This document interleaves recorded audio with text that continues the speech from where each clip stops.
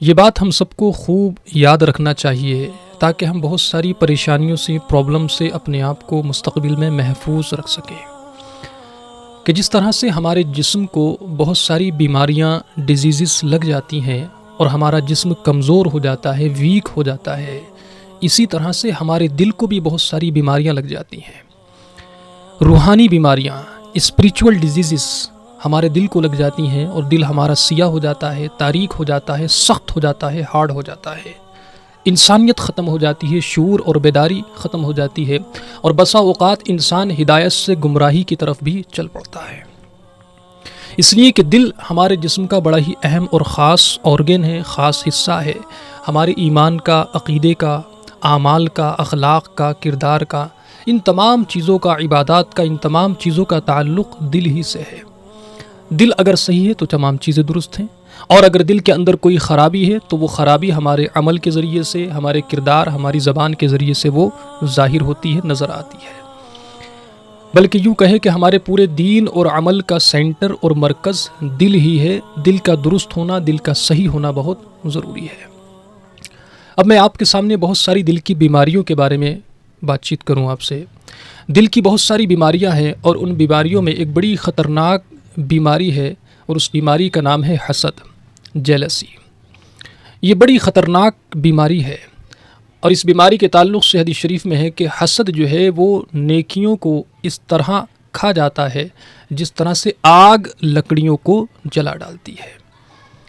یعنی جو بندہ حسد کرنے والا ہے وہ حسد کی آگ میں جلتا رہتا ہے، اس کے اندر بے چینی رہتی ہے، اضطراب کی کیفیت رہتی ہے، اور حسد کرنے والا جو بندہ ہوتا ہے جس سے وہ حسد کرتا ہے اس کا کوئی نقصان نہیں ہوتا، اس کا خود اپنا ہی نقصان ہوتا ہے، یہ ہمیشہ حسد کی آگ میں جلتا رہتا ہے۔ جب بندے کے اندر صبر اور قناعت کی کمی ہو جائے، جب بندہ دوسرے کی نعمت کو دیکھنے کے بعد یہ سوچنے لگے کہ یہ چیز مجھے مل جائے یا یہ نعمت اس سے چھن جائے اور میرے نصیب میں آ جائے، جب بندہ اللہ کی تقسیم پر اعتراض کرنے لگتا ہے، ناراضگی کرنے لگتا ہے، تو پھر وہ دل کی بیماری، حسد کی بیماری کا شکار ہو جاتا ہے۔ اسی طرح سے دل کی دوسری بیماری ہے جس کو ہم تکبر کہتے ہیں، یہ بھی بڑی خطرناک بیماری ہے، ایروگنس، تکبر۔ قرآن مجید میں اللہ تعالیٰ نے فرمایا کہ ان اللہ لا يحب المتکبرین، کہ بے شک رب تبارک و تعالیٰ تکبر کرنے والوں کو پسند نہیں فرماتا ہے۔ حضور نے یہ بھی ارشاد فرمایا کہ جس کے دل میں رائی کے دانے کے برابر بھی تکبر ہوگا وہ جنت میں نہیں جائے گا۔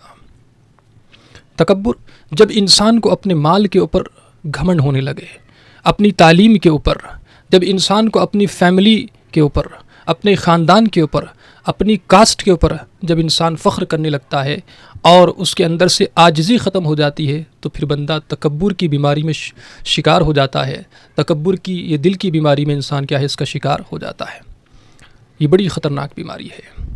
اسی طرح سے ریاکاری ہے، یہ بھی دل کی بیماری ہے۔ شوئنگ آف کرنا، دکھاوا کرنا کہ آپ نماز تو پڑھ رہے ہیں لیکن نماز اس لیے پڑھ رہے ہیں کہ لوگ آپ کو نمازی کہیں، حج آپ ادا کر رہے ہیں اس لیے ادا کر رہے ہیں کہ لوگ آپ کو حاجی کہیں۔ یعنی بندے کے دل میں جب اللہ کی چاہت کے بجائے مخلوق کی چاہت زیادہ ہونے لگ جائے، جب ہر کام وہ جو ہے وہ مخلوق کی فکر کر کے اس نیت سے کرے کہ مخلوق اس کی تعریف کرے، تو پھر بندہ ریاکاری کی بیماری کا شکار ہو جاتا ہے، اور یہ بڑی خطرناک بیماری ہے۔ اس کے بارے میں فقہاء کرام نے فرمایا کہ یہ شرک خفی ہے، چھپا ہوا شرک ہے، کہ آپ نماز تو پڑھ رہے ہیں لیکن آپ کی نیت یہ ہے، آپ کی سوچ یہ ہے کہ لوگ آپ کو نمازی کہیں۔ قرآن مجید میں فرمایا اللہ تعالیٰ نے فَوَيْلٌ لِّلْمُصَلِّينَ الَّذِينَ هُمْ عَنْ صَلَاتِهِمْ ساہون الذین هم یراعون۔ اللہ تعالیٰ نے فرمایا کہ پس ہلاکت ہے ان نمازیوں کے لیے جو اپنی نماز سے غافل ہیں اور جو دکھاوے کے لیے عمل کرتے ہیں۔ اسی طرح سے دل کی ایک بیماری ہے حب الدنیا، دنیا کی محبت۔